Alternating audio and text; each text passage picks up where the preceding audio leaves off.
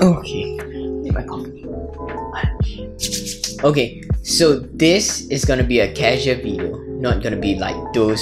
I try to make it more documentary-like, and I shall call it Value Added June, and this is gonna be my monthly favorite video. I used to make bi-monthly favorite videos talking about new fashion release, the things I purchase, and also stuff that I want to acquire during that month. But now this is going to change. As you guys know, I've decided to let go of fashion, and I did a video about that last week. Therefore, I won't be sharing much or any fashion related topics here. So basically, it's just an update of my life and recommendations of things, or not limited to things but more on experiences that has added value in my life. Okay, let me start with the first and only thing that I bought this month, which is this Ficus elastica, which is known as rubber tree plant.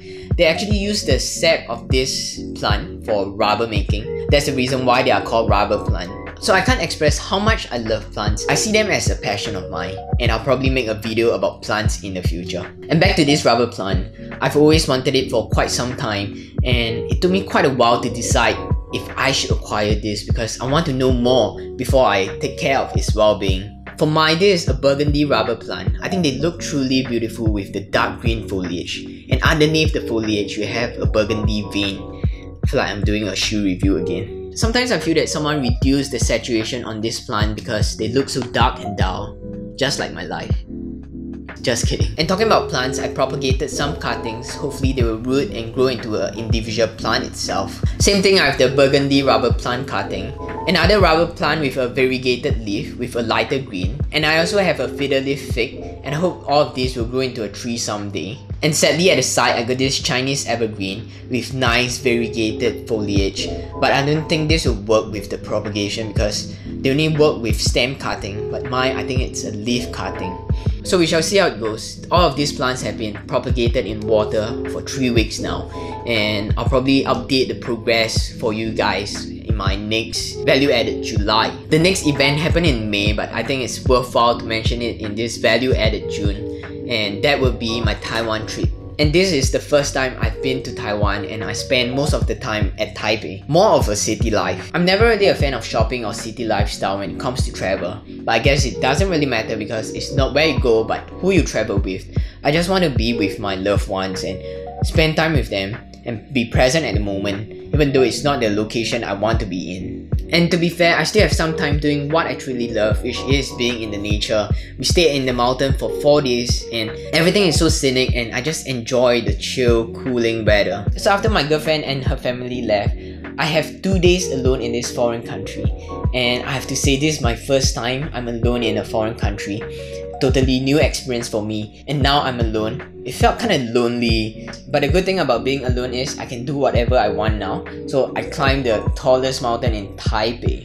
It's not that tall. Went to a shared traditional hot spring, totally naked with all the old uncles. Okay, so that's all I'm gonna share for my Taiwan trip for now, because I'll be making a separate video on that. Okay, so next will be this artwork. I tried using the method of dyeing paper. So this year I went to this minimalism exhibition, and they talk about Chinese maximalism, and there's one artist that created an artwork called ink fitting. It's done by the artist Zhang Yu. So basically his artwork is using ink and pour inside an acrylic box stacked with rice paper.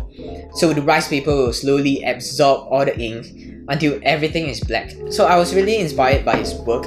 So I tried to do a smaller scale with a glass cup, A4 size paper, and also a Chinese calligraphy ink. So it took quite a while for the paper to absorb the ink out, but it doesn't look what I expected it to be. So I tried to dye it all 4 corners. So this is how it looks. I'll say it's a pretty mess. I mean, I love the asymmetry, the imperfect stain and gradient, the creepy lines created from the absorption, and the dull grey ink on the paper. I'll say it's kind of wabi-sabi. That's how I feel personally. And now to the books. I told myself I have to read more and read as much as possible. So I've completed 2 books this month, and the first one will be Think and Grow Rich from Napoleon Hill. This is the reproduction of the first edition, which is printed in 1937. A lot of people have been recommending this book, but it took me so long to finish them, and the reason why is is really old-fashioned. The word he used, the vocab he used, the example he used is all from his generation. And in this book, he frequently quote people like Thomas Edison, Henry Ford, Andrew Carnegie. They are truly inspiring people, but they are really not from our generation. And it's so hard to actually relate ourselves to them. But I told myself I have to finish it no matter what. I'll say this is a top few books you need to read if you want to acquire more money. And I think it's more than just money making, but it focuses on achieving your goals with a burning desire. And the name itself might be confusing because of Grow Rich. You might think it's an investment book or any financial book out there. But just like the name suggests, Think and Grow Rich, emphasize on breaking down all the psychological limitations that stop us from achieving our goals. So this book encourages practice like visualization to manifest your desire by changing your thoughts and limiting belief. And visualization is something I do almost every day, and this can be a video by itself. I won't do this book justice if I squeeze everything in this short video. But I still have a lot to learn from this book, or the 13 principles.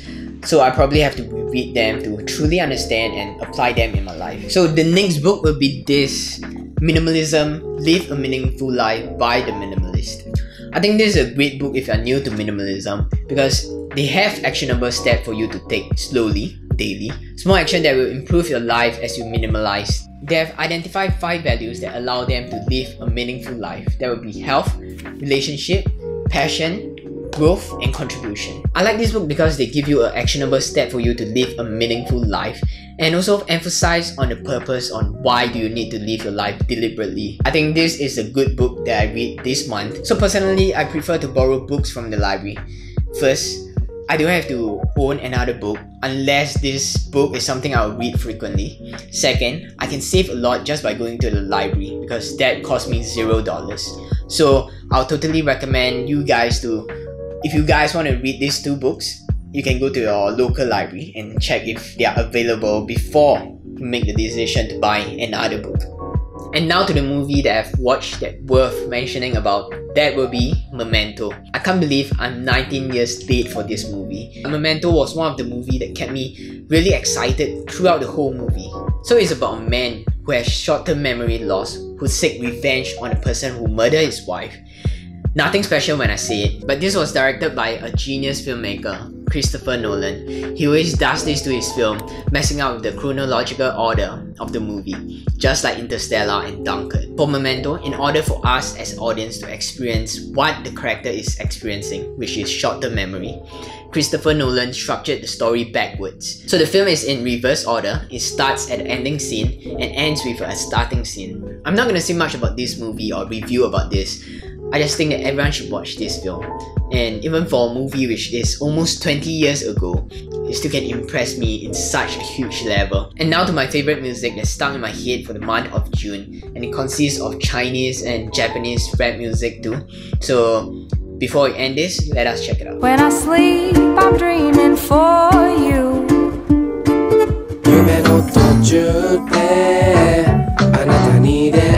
One time in a tree, I need I think I fall in love with you.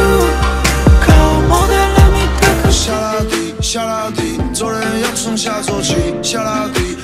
There's some of the things and experience that have added value to my life. And since I've read Think and Grow Rich, I would like to end this episode with a quote from this book. If the thing you wish to do is right and you believe in it, go ahead and do it. Put your dream across, and never mind what they say if you meet with temporary defeat. For they, perhaps, do not know every failure brings with the seed of an equivalent success. I make videos surrounding minimalism, self-development, and personal wellness. And if you like what you see here, you can subscribe to me. I'll be posting new videos every Tuesday. I really appreciate that you are spending your time on this video, and I'm always grateful for that. Thanks for watching.